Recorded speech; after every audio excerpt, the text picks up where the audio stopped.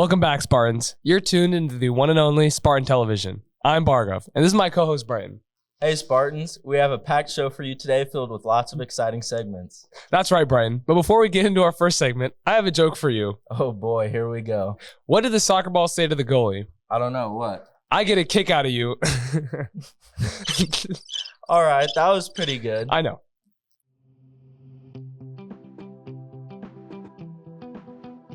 Happy Teacher Appreciation Week. I'm so grateful to have been taught by such amazing people for the past 4 years, and I'm so grateful for your support. Thank you to all of the teachers who work super hard at Skyline. We appreciate all the hard work you put into your classes, and we love y'all. We love all the teachers at Skyline. Thank you to all the teachers at Skyline. We love you here. We love our teachers here at Skyline. Happy Teacher Appreciation Week. Thank you to all the teachers who helped guide me on this path and helped me kind of become the person I am today. I appreciate you all. We appreciate all our teachers and all the work that they do for us. Thank you, Skyline staff, for all you do. We appreciate you so much. Thank you, teachers!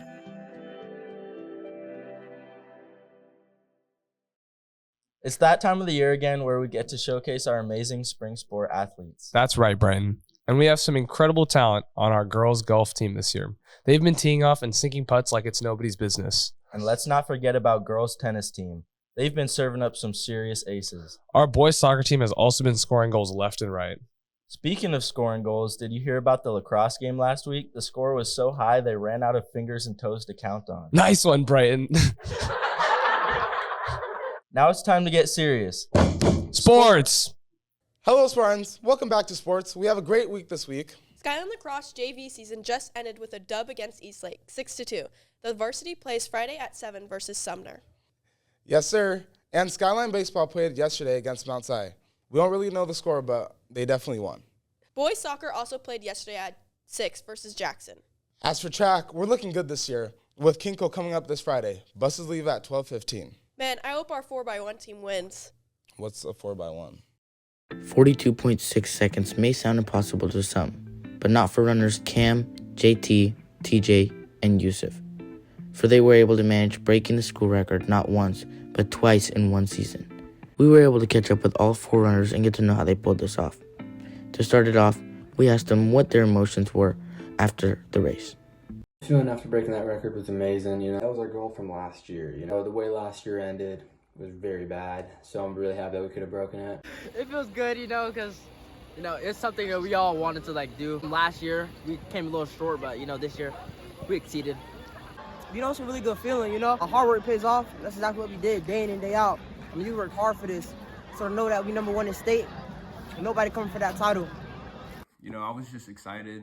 I didn't want to get too emotional because the season has a long way to go. We still got Kinko, districts, and state, so we just want to continue to beat it, get down to low 41s, and then get our focus on Curtis. What's the mindset going into the race? Nobody messing with us for real. You feel me? I look to the guy to my left, look to the guy to my right, and when I'm running, I'm not even looking at them because they behind me, and that's my mindset. You feel me? Get the person in front of me so I can get my team to lead early on. After we get the lead early on, race is over. In our last race when we broke the record again, I was racing against a great guy. I just knew that I couldn't let up a great lead that Cam gave me, so I just kept running, making sure I didn't let it up, and sure as well I didn't let it up. What's the team energy? It's energetic, we all know each other from football and stuff, so we have a real tight bond already.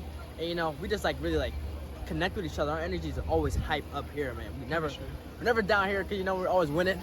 We're the best in the state for real. So we're a very competitive team with each other. We like to talk a lot. We like to badge on each other. We like to make sure that we're always doing our part. And, our team energy is honestly just make sure you're not the slowest one. Because if you're the slowest one, if you run that slowest leg, you're getting butchered for the next week. So you just got to make sure you got to run the fastest time possible. And because of that, I think that's what makes such a great team, that competitiveness. Energy is really high. Every time we have an opportunity to step on the track, we want to perform as best as possible. Always looking to beat the guy in front of us. And even if there's no guy in front of us, we want to just run as fast as we can. That was the inside scoop on Skyline's new 4x1 record holders. With SPTV News, I'm Fernando Mendez.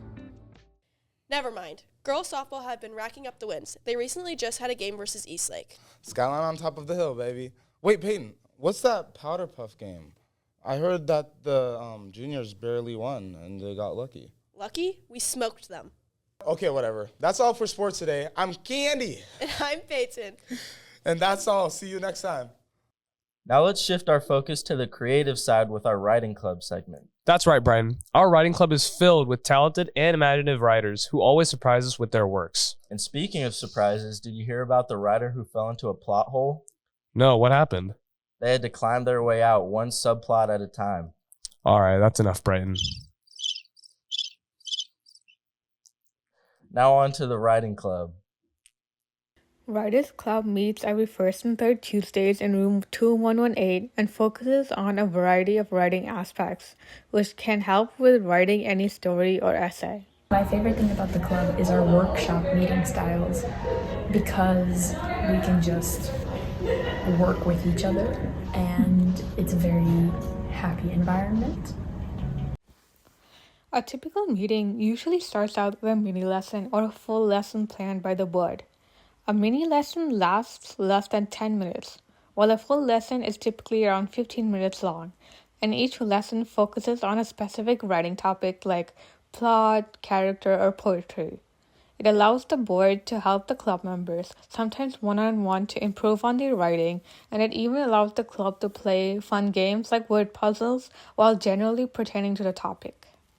I think in general too, Writers Club is something that a lot of students can really benefit from, especially having like a one-on-one writing time with like many other students, and just also learning how to collaborate and build like those interpersonal relationships with other students is quite handy. And I believe that Writers Club has shown me those kinds of skills and helped me build that kind of profile throughout the 4 years of my high school.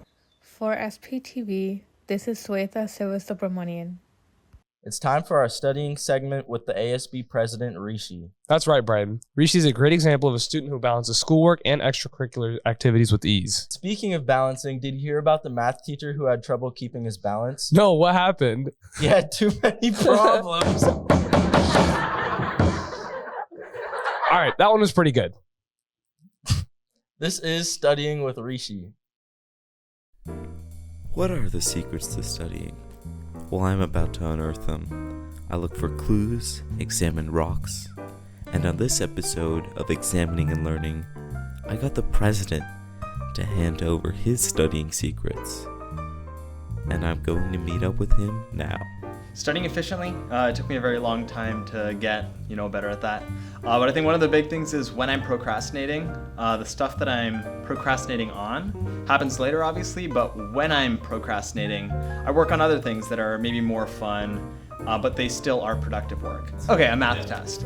I'm gonna go through all the equations, make sure I know what they mean, how to do them. I'll run through like problem sets, and then make sure I know how to solve each type of question. And then if I'm comfortable with it and I can do it, without really struggling on it, then I'll call that good and move on to the next concept. And then just make sure I've gone through everything so I know that when I see it on the test, there's not gonna be a problem. So to stay focused is probably the most difficult part. My doors are closed, my phone's put away, and then my computer, I have like Discord and everything closed off so that I'm not, pulling it up while I'm actually actively studying. So there's no point in studying the things that you're already comfortable with. And I know a lot of people do that because it's comfortable, so it's easier. And so you're like, okay, I'm gonna go home, I'm gonna work on this homework assignment from this class because it's easy. But then that's probably the thing that you need to like prioritize the least. And so you should go in and then you should study on the things that you really have difficulty with, at least in class and all that. And then start with those until you have like fluidity with it. And then if you can't get a topic, like let it rest for a bit and then pick up something else and then come back to it. And if you still can't get it, then ask friends, ask parents. For SPTV, I'm Adrian.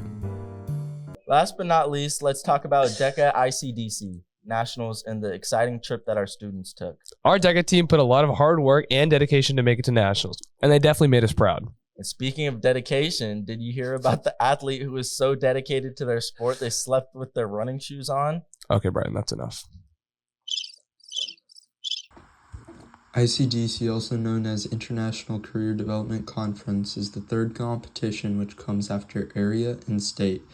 First day at Deca, we went to the opening ceremony where they went over what Deca at ICDC is supposed to be and how prestigious ICDC really is. and they also said how many people are at Deca. This year, Skyline had 65 ICDC qualifiers and 10 ICDC finalists, including a first-place win from Raina Wang. But let's learn more about this competition. Participants can go under 3 different competitive regions. Stock market game. And I did that stock market game at ICDC. It's a simulation where the top 25 teams in the Western region competed in this online event. And then at ICDC, we had to write a paper about it. IB paper. And at ICDC, I presented my independent business plan paper. And basically, we had to think of a business idea and then write a paper about it and then present it to judges at Orlando. Role play. They would give you a scenario, and you had to try and the problem, and the judge is a business partner or some other person that they have some other role, and you are the business owner or the entrepreneur in the case, and you have to try to solve the scenario, solve the problem in the most creative, best approach that you can. All right, well, that's enough for today. Thanks for tuning in to SPTV.